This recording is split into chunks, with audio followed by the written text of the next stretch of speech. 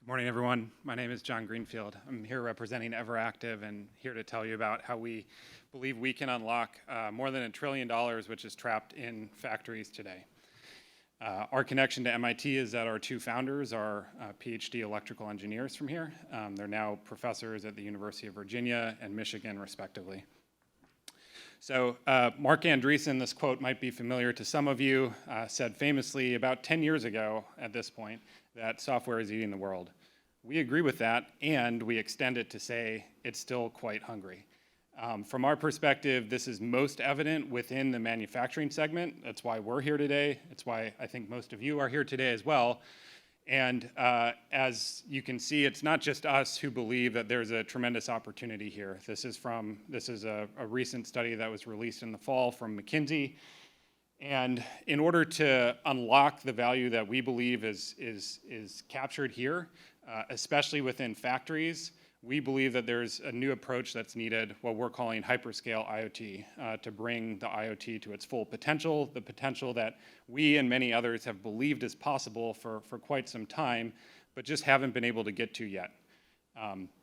So what does that mean? From our perspective, it really means many more data points and and that can be both in terms of time and in terms of space. So being able to deploy sensors and data collection devices in more locations, but also get more frequent readings from them. What are some of the things that are preventing us from getting there today? We see kind of four key ones. One is, of course, we all don't like charging our phones. Similarly, folks in manufacturing environments, probably some of you have these challenges too, don't like replacing batteries or sending people around just to change batteries. So that's a key one from our perspective. The mismatch between the existing wireless standards and the manufacturing environment is a second. Obviously, high integration costs because there hasn't been a lot of integration to date.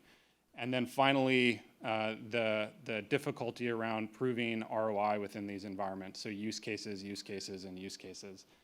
So from our perspective, one of the key reasons that all of these things are still issues is because all of the solutions that exist today, or most of the solutions that exist today, are built on top of the same COTS hardware. So from our perspective, what we focused on was rebuilding the hardware from the ground up in order to better match these kinds of environments. So we build energy harvesting wireless sensors that go into industrial environments. They communicate with a proprietary technology. They don't require batteries to operate. And they're scalable. So again, getting back to that idea that you can put these devices in many more places, you're not going to have to go back and change batteries, and they're going to collect more data for you during that time. And then finally, the ROI. So we started with two specific use cases. Those are the ones that are shown here. Two full stack products to demonstrate the value of the core technology within these environments. The one on the left is focused on steam distribution systems, and the one on the right focuses on rotating equipment, taking vibration data, processing at the edge, and then presenting alerts to our end users, some of whom you see below, in order to know when they need to go and take action on that information.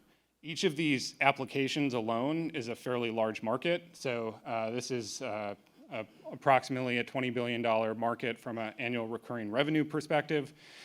Which is generating or has the potential to generate over $50 billion in value for these organizations. So each of the logos below is an existing customer of ours.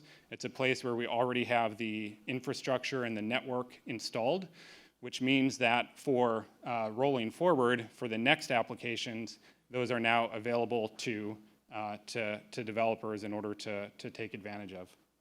I think one key thing and a thread that we were excited to see run through the conference today, is the fact that sustainability and manufacturing, from our perspective, don't need to be opposing forces. In fact, they should really be integrated. So our solutions today are helping to, first of all, quantify the ESG opportunity, but then secondly, and importantly, actually have an impact. So by monitoring the systems that we are today, we're helping to remove batteries. Obviously, that's a kind of a critical one. But then in addition, because we're monitoring steam systems and motors and other industrial equipment, we're helping to reduce quite significantly CO2 emissions as a result of that. So again, we see the tie between the two. So finally, what are we looking for today? We talked about the 2 applications that we've developed ourselves. In addition to that, what we are focused on now is opening up the technology so that other people, we think of them as application developers, they can look like industrial OEMs, system integrators, others, can use this very proprietary and special hardware in order to, and take advantage of the networks that we already have in these environments, in order to bring the third, the fourth, the 10th, and the 15th energy harvesting solution to this kind of market. Because from our perspective, the market is very ready for it. So please come see us afterwards. Our VP of Marketing, Brian, and I are both here. We'd love to talk to you about becoming either a developer and building with Everactive technology, or an end user and adopting some of it. Thanks very much.